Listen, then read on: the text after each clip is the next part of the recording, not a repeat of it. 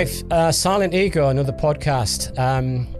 It's a privilege today to have Gary Fry, who is entrepreneur and chief executive from the technology industry, and we're going to go into detail a little bit later. But for our viewers and our listeners, Gary and I go back in excess of 15 years, and we did business together, I've got to say 15 years ago. Through EgoStream, and Gary at the time was working for Adobe, and he was he had a senior position in Adobe, managing director of Europe.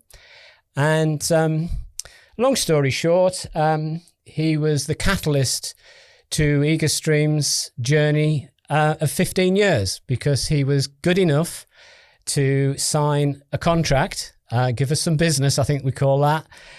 Which enabled us to springboard a very healthy 15 years. So Gary, welcome, thank you. And this is my gift back to you. But I'd like to know what's been going on over the last 15 years.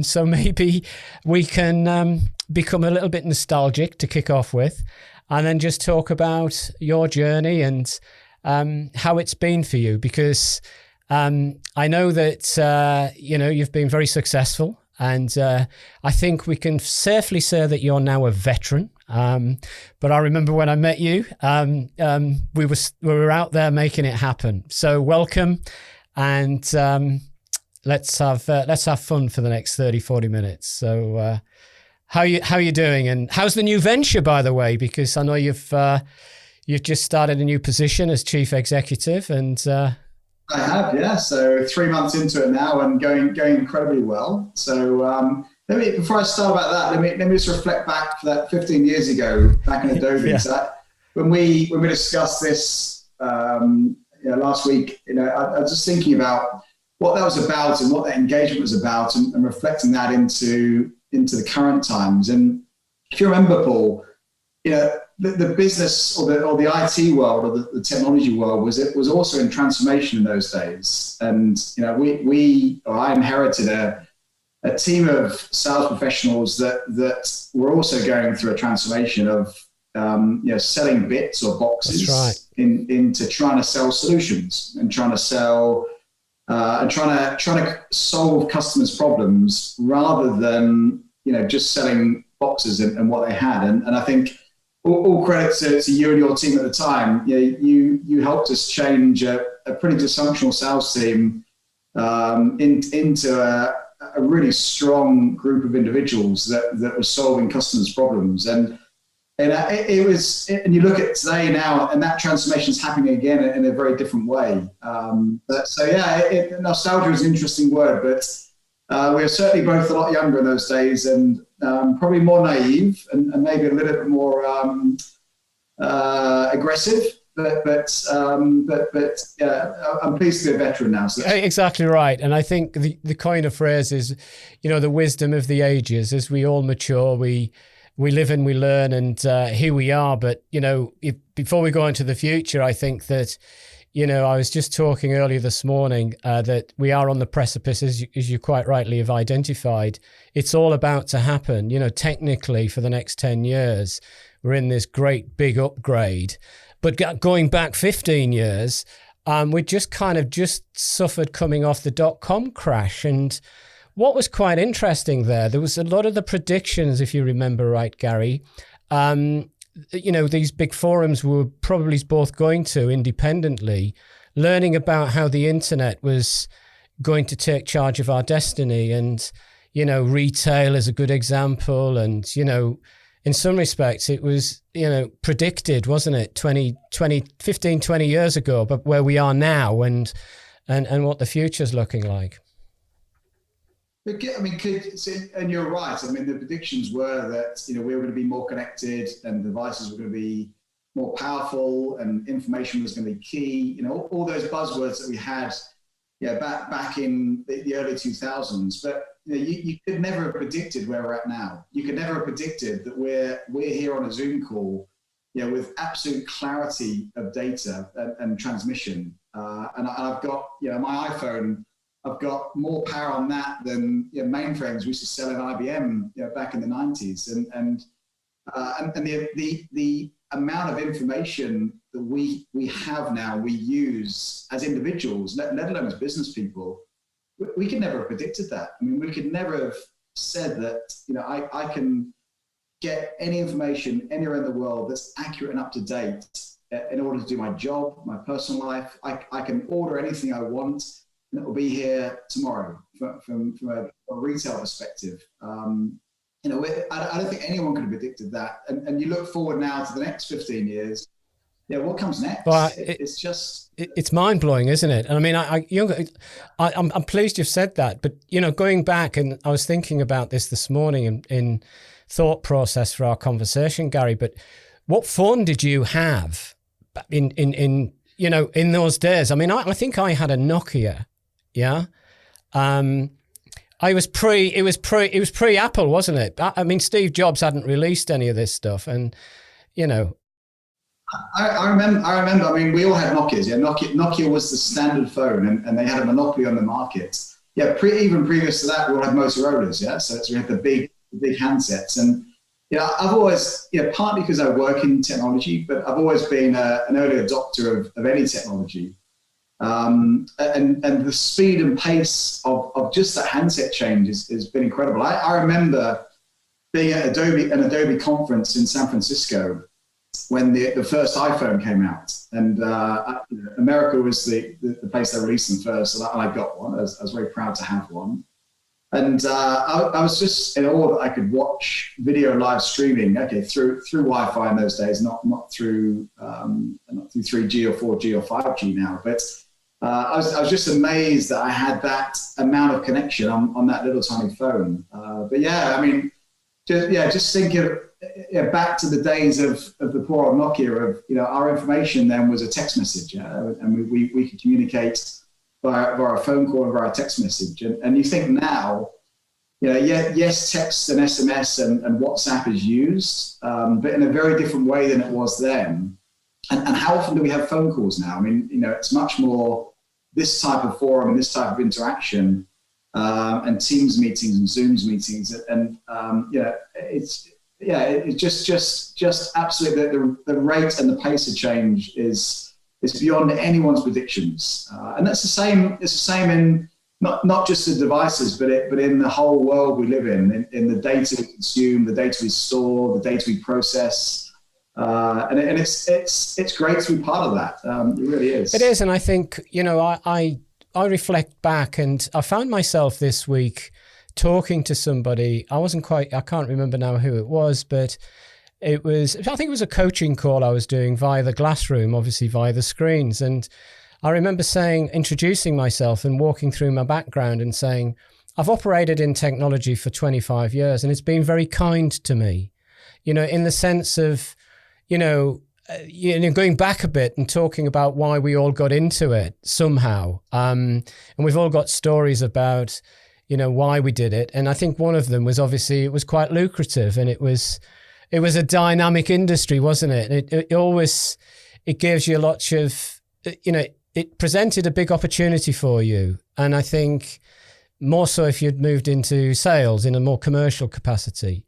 Would you amplify that, Gary? Was that something that was a driver for you back in the early days?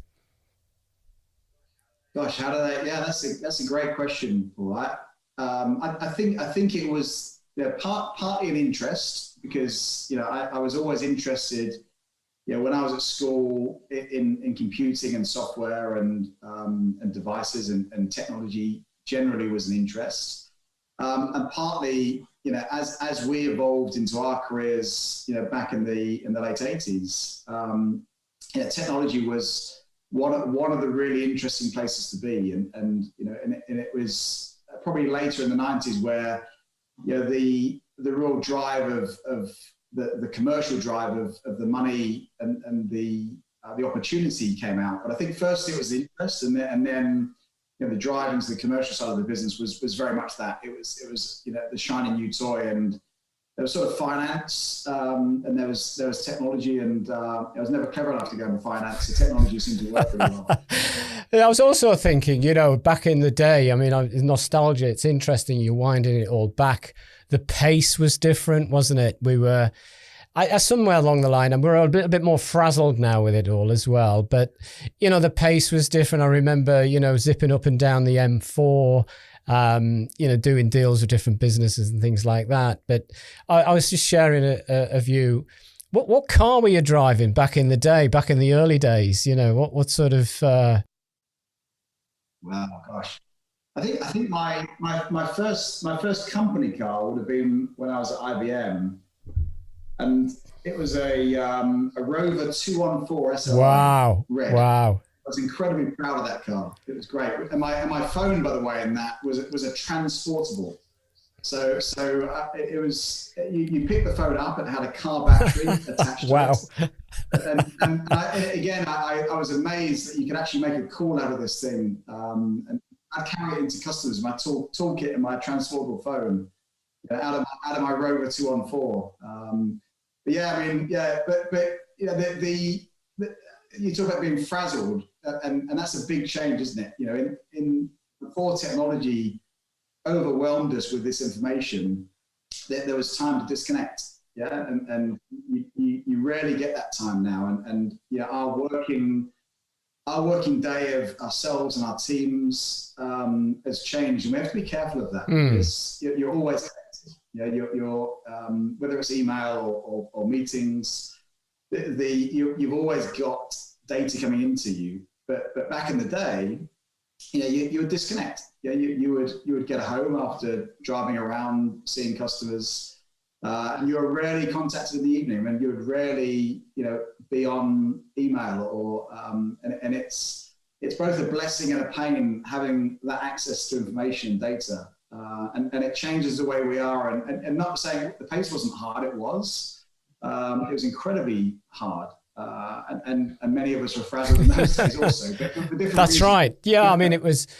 But I think there was a sort of a spirit about it, wasn't there? And I mean, I was obviously running an executive search company at the time, back in the early mid-90s. And, I know when we met, we'd pivoted and become in a performance development company, and that's how we met. But I always remember back in the day trading company cars as part of the package when you were selling sales guys and, taking briefs from guys like yourself that were... one of my questions as a search guy is what's the car? Because it was a key important piece. And, if it happened to be a pale blue 3-door Escort, then there was a problem, But it's interesting how we've all moved on. And, that, as you said, that pace of change. But your points are kind of, it's interesting now because as we start to mature forward and we start to look to the future a little bit, you're right, work-life has merged, hasn't it? It's work and life, and I think the last 6 months particularly has actually driven that fusion. And now we're having to sort of almost like adopt a new working psychology for the future, which brings me on to Gary. I mean, I know that, but I've got one question actually. Can you remember the aftershave that you were wearing 15, 20 years ago? Can you remember that? Oh, gosh. Yeah, you know what? I can't, Paul. I can't. Yeah, right. Okay. I can 30 years ago. Right. Only because it was a much bigger thing then. Yeah. So I remember buying some Lacoste aftershave and a square bottle with a Lacoste logo. It smelled rubbish. I mean, it was just awful. But the brand was important to me as a young person. Yes. But 15 years ago, I have no idea. Yeah. No, it's in. How about you, Paul? What were you wearing? I think it was that actually, denim. Yeah. No, it's an interesting one. Going back, just reflecting back on some of the key things, and the fragrances, the suit and tie. We were wearing suits and ties, and our obviously how we dress now has changed as well, and that whole sort of big shift. But look, I mean, coming on to the, zipping forward, I'd like to go backwards and forwards as we march on, but you're currently with the new business, iText. I mean, what drew you to that? I mean, what's the future Gosh, so 3 months into the new role, it's a very different role for me. Previous to this role, I've taken broken things and fixed them. Yeah, so Global graphics, yeah. Global graphics, exactly, and I'll come back to that. But iTex is a very different gig. They're pretty much an unknown company based in Belgium, a software company. They provide a very niche product, which is the ability for large enterprise customers to create PDF documents, which comes back to my Adobe legacy, obviously, out of their existing systems. And to put that into context, not many people would have heard of iTex, but all the PDF documents that are out there on the web, people being distributed. We're the third largest distributor or author of PDF documents. So behind Adobe number 1, Microsoft number 2, iTex number 3. And you think about that for a second. You think about the strength that has in what we're providing out there to the community, and therefore the opportunity that gives us. So it's a very different gig. It's a great company. It's a company that's been growing 30% a year, nicely profitable, really nice owners in terms of, owners that are looking for an entrepreneurial spirit of how to harness that opportunity that they have. So as always, everything you take on is a different gig. This one's totally different. And, it seems 2 months in, a few surprises, but a great proposition, a great market, a hugely enviable customer base. And we have 6,000-7,000 of the top enterprise customers worldwide that license our technology. So it's a great base to build from. But it's everything I've done. It's a new experience because I like that challenge of trying something new. But it's better doing that than trying to fix something. Right. Yeah. So you've moved on from the sort of the drains up, sort of digging deep, sort of fixing it, and the likes, which is a good, wise decision. With that in mind, Gary, over the last sort of 10 years, how would you say, from a human point of view, have you adapted your leadership style? I mean, is that obviously you learn a lot about yourself, don't you, when you're in these? When you came away from a major corporation, you moved into classified as an SME with Global Graphics. You did an incredible job there. You stuck the distance. You were there for quite a long time, best part of a decade, I believe. And, and then the new venture. So from a personal point of view, what have you gleaned and changed within you that's made you more compassionate or, So there's a few interesting points there. So firstly, you mentioned the tenure at Global Graphics. I was there 11 years. To me, it was a 3-year turnaround. Yeah. It was a 3-year turnaround that took 11 years. But the biggest transition ever in my life was that move from the corporate world, from being a mid-level manager, if you like, in Adobe, which was a great company with a great proposition and some great people, into running an SME as chief executive officer. Anyone that does that or has done it or is looking at doing it, needs to realize that transition is enormous, and that was the biggest change, I think, of me as a manager or as a leader, because you when you're in a big corporate, you have a lot of support around you. You're taking somebody else's strategy and proposition, pricing, model, and you're transacting upon that. That's your task in a corporate. You're not. You may think you're driving product. You may think you're creating processes. You may think you're doing deals and creating pricing mechanisms. But fundamentally, you're transacting on somebody else's strategy. So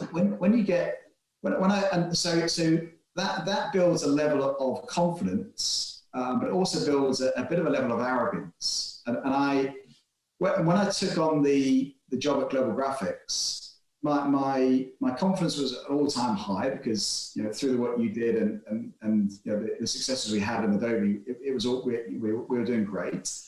And and we took Adobe from 55 million to 75 to 100, and it's in the Benelux team that I ran.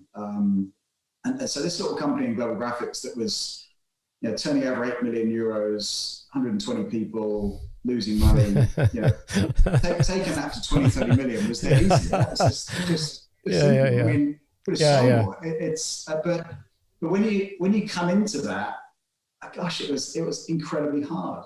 People look upon you as the boss, if you like, or whatever terminology you want to use, for everything. For product direction, for HR issues, for processes, and every decision you take has a ramification of somewhere else in the business. So if you give that to somebody, then you have to be fair and equitable to somebody else. And this translates into so many different things that as you make decisions daily, they compel into a different story. And quite frankly, Paul, the first 3 years of that, I didn't do very well. We struggled. I mean, we built new products, we sold them, but we never made the breakthrough. And I had a very my chairman was incredibly patient. So I think a guy called Johan Volker, he was a 30% owner of the business. The business was public. He owned 30%. And he was incredibly patient. And he saw the mistakes that we made as a management team. And he gave good guidance and good coaching. And saw that there was something there that we could get out of this business. But yeah, so how have I evolved? I think that's the biggest change. That move from corporate to SME was huge. The arrogance and the confidence gets knocked out of you very, very quickly. Almost to the other degree where you become concerned about being able to make the right decision. Because if you make a few wrong decisions on your path, how do you pull yourself back up and give yourself the confidence that you're going to make the right decision? And then everyone looks for you. Everyone looks at you to say, do we have confidence in the lead person? And one of the big transformational changes in the way I looked at things was recognizing that it wasn't all about me, and it was actually about the team. So flipping that up. And actually, I then became an enabler of great people around me rather than it being me. And I think I went into global graphics being, I know everything and I can do it because I've done it before in the corporate world, to recognizing actually, I don't know anything. And actually, all I can do is get the most out of those people around me. And that was a big change in my mindset of, then it's all about bringing the right people that are functionally brilliant at their roles. The term rock star is used a few times, and I like that terminology, because if you bring the best people, you allow them to do their thing, and you harness that and allow that ability, then that gives you a much better outcome. Yeah, and I think as you come off the back of that journey, and it's interesting, Gary, because in prep for today, we were looking for a digital footprint on Gary Fry, and there isn't really one, but that answers the question. You were busy missing in action. You didn't have time. So, that baptism of fire and that journey, and I think that's really key to some of our listeners and viewers today. If you're moving out of a major corporation into an SME or a startup, it can often be that baptism of fire. But however, I think, the nice spiritual message there, it has shaped you, and it shaped you to be probably a more compassionate, sort of humble individual, in the sense of, channeling the what our industry represents, obviously, is quite an egotistical one from time to time. And, I know the roaring 90s were, full of it, and the M4 was up and down with egos, but anyway, as we all mature on, as we become veterans, I think one of the nice takeaways there is that you become a more compassionate individual and more insightful in how things are going. So the next journey going forward must be, I wouldn't say a breeze, but you're bringing all of this expertise together now, and these pearls of insight to lead your new dance. Yeah, and you're right. But the challenge is different again. Yeah. So you've then got to adapt yourself in a slightly different way. I would turn what you said around a little bit. You know, I'm still absolutely in it for myself. You know, my role is to create something that brings something back to me. It's just the way I've got there is very different. You know, in the '90s, we were all in it for ourselves, and we were climbing over everyone to get there. You know, it was a very different way. But I'm still there to achieve the goal for me personally. It's just how I get there isn't about me; it's about everyone else. And I think that's a big change. And yeah, in iText, you know, the challenge is very different. But I think coming in as a veteran with a bit more experience behind me and a few of the hard knocks, hopefully gives that referenceability to make the changes we need to make to keep that business growing and keep it on the track that it's been on for the past few years, you know, without me. And it's a little bit challenging because you don't want to break anything, so you're doing things slightly more methodically. But the context is exactly the same. It's creating that team that can do everything around you and just empowering them and letting them do it. And you know, I believe in anything you do. That's the right way. Yeah, of working. no, it's really good sound advice, and it, you know, is the old classic. There's no I in team, and that obviously shines through Gary really well. So as you sort of you know, start to come forward, I mean, I know you're a keen sailor, and you're still getting much time to sail. And is there any sailing sort of metaphors that you bring into the business world, if you don't mind me saying? Because often there's that, if you've got a passion for something, you sometimes use those metaphors in business. You know, we've got the mainsail up or whatever, and you know, like sort of kind of like things. Well, it's funny. I didn't think I did, but our office in Global Graphics was in Cambridge. Yes. And when we had a big refit out of the office, you know, the team had named all the meeting rooms after different parts of boats. So I guess they got that passion or the analogies through my sailing or love of sailing. But yeah, there's a huge amount of parallelism between sailing and business. You know, I've sailed since I was a kid. Yeah, I mean, I've been fortunate enough to do many things in sailing, you know, from sailing dinghies as a kid to, you know, sailing quite competitively, you know, in my 20s and early 30s in dinghies, and then offshore racing. We did a lot of dual-handed offshore racing with a very close friend of mine. We did very well at that at a very high level.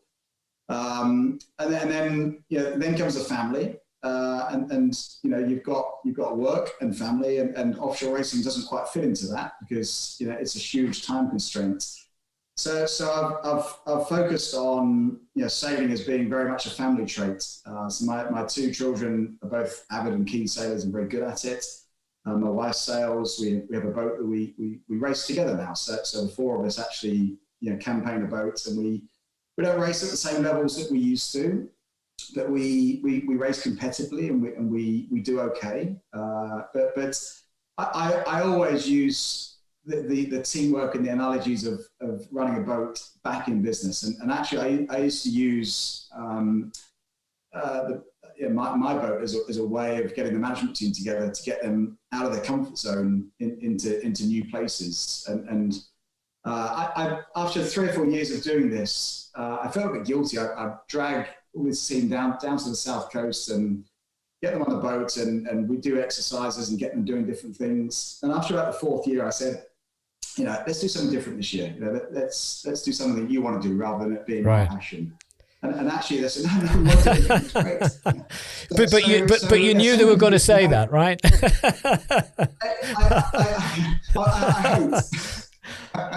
I hoped, but yeah, there's a lot. Yeah, the teamwork of running a boat, for example. You know, when you've got 10 people on a racing boat, all doing different jobs, you can't micromanage those jobs. You have to allow and empower people to do that, and you've also got to give them information around how you're doing amongst the fleet. So there's a huge amount of parallelism between sailing and business, and I always use it. I probably overuse it, to be honest. And those that have ever worked in my teams would have realised that they know I'm a sailor. Not many men overboard, by the sounds of it. No, not many. That doesn't mean zero. I've got it. Yeah, and how are you adapting? With our current times, Gary, home is where the heart is for many leaders these days, and we're doing a lot of screen work. I call it the glass room, and I was talking to somebody earlier this week. Which was interesting that, and it doesn't take much to work out, but we're almost inviting our clients to our home offices these days. And, there's a kind of a new psychology starting to creep in, and I call, obviously given what I do and the likes, I'm thinking, what, we're now in a time where doing business is it's never been any different, but I'll term it to make the point. It's all about having intelligent conversations from your home office these days. It's not the classic sort of selling ways that we've had. It's honing and toning our skills in this new realm of doing business. And I call it the art of doing business through intelligent conversation. And I think, I don't know whether you're picking up on that with, working from home and operating through the glass room with your clients and team. It's interesting, isn't it? The changes. It is. The pace of our adoption using technology is just. I still find it incredible. I have to say, the way when COVID was upon us in March, the fact that everyone worked remotely. In our industry, I appreciate there are industries that haven't managed as well, and I feel for those in terms of retail and hospitality industries. It must be incredibly tough. But in our industry, where it's about connection, conversations, understanding, relationships, the transformation in using this forum has just been incredible, and you can never have predicted it. I back to nostalgia. We come from the day where we were taught how to talk to people and meet people, and it was always face to face. It was about the sales call. You open a sales call, you create the need, you propose something, you close it, and you move on. That's a face to face, and then you build a relationship, and then you use that relationship, and that relationship could be dinner, drinks, meetings, humor. All of those things come out, and that's very difficult to do, through the glass, or was perceived to be difficult to do through the glass. But it's been incredibly effective. My businesses that I've run have always been global. So I've always had operations in Asia and US. iText is the same. We've got office in Singapore, office in Boston, office in Ghent. I'm here in the UK. And it's just the adaptation that people have had to this new way of working has been incredibly efficient. And the trust that enterprises have now given their employees to not worry about clock watching or doing the right thing has also been overwhelming. And I think it will change forever. I don't think we'll ever get back to that sort of 9 to 5 or 7 to 9 in some cases, office working, where you have to be there to be seen to be doing that. And there's now trust in these communication mediums that will never change. I mean, that's within us now in 6 months, or less than that. It's just been amazing. But there's a challenge to that, of course, which is what we said at the start, is you're never off. And I think one thing you have to do is to find that off time. Whether it's a walk during the day, whether it's getting out of your chair and stretching your legs, whether it's leaving your phone behind or turning off in the evening and doing something you want to do as opposed to work. And that's the tough bit. I think that's the challenge. I think it's the phrase I'd use, Gary, and it's a very relevant point, because I was up early this morning doing some work and I was thinking about the weekend, which is tomorrow, and it's come around very quickly again because the pace of change of time is just off the scale. And I thought, I'm going to have a go this weekend of actually switching my phone off tonight and not switching it back on till Monday. I'm going to have a go at it. Yeah.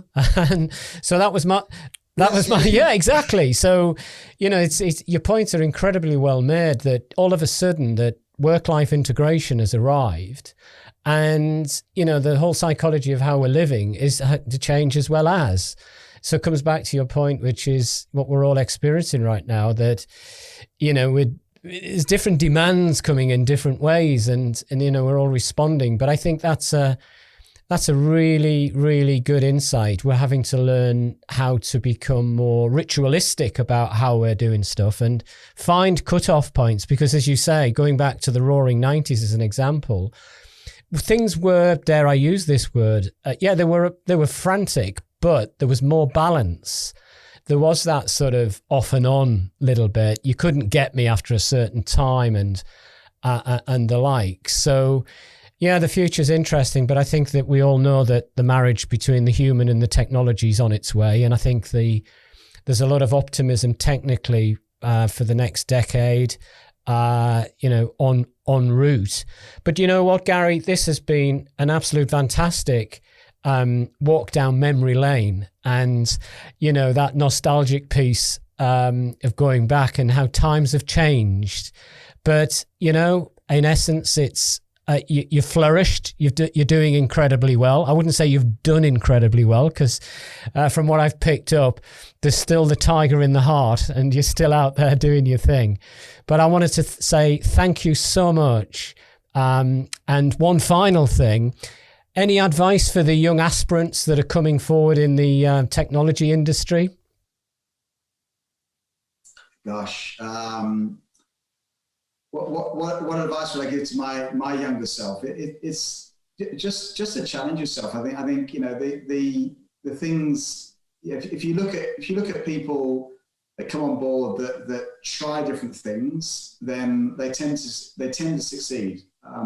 I look, there's in the business I ran in Global Graphics, we had 3 businesses under it, and one of my MDs in those businesses, his sons just got out in the world of working, and there's twin sons. One went to university, one went straight to work. And I won't mention a name, but the one that went straight to work has got out there and done things differently and used technology and put himself out there and challenged himself. And I see that and I love that in people. So I think the only advice I've really got is to do exactly that, and to think bigger and to challenge yourself and to push yourself out of your comfort zone, because the mind is an incredibly clever thing and an adaptive thing. And the more you can do that, the better you'll be, and the faster that will become. And you'll get some things wrong, and you'll make some mistakes, and that's okay. We've all made mistakes, good and bad, in personal life and in business, and those just build upon who you are as a person. But you never make mistakes if you stay in your comfort zones. So push out of it and do more and challenge yourself. And I think if you do that, then you'll have a more rewarding time, and you may come across opportunity that wasn't there, I guess. Smart advice. So failure is the route to success, Gary. On that note, I wanted to say a great big thank you. It's a pleasure to speak to the soul in business, Gary Fry, on the SilentEgo podcast. Have a wonderful weekend, Gary, and look forward to staying close, so to speak. Take care.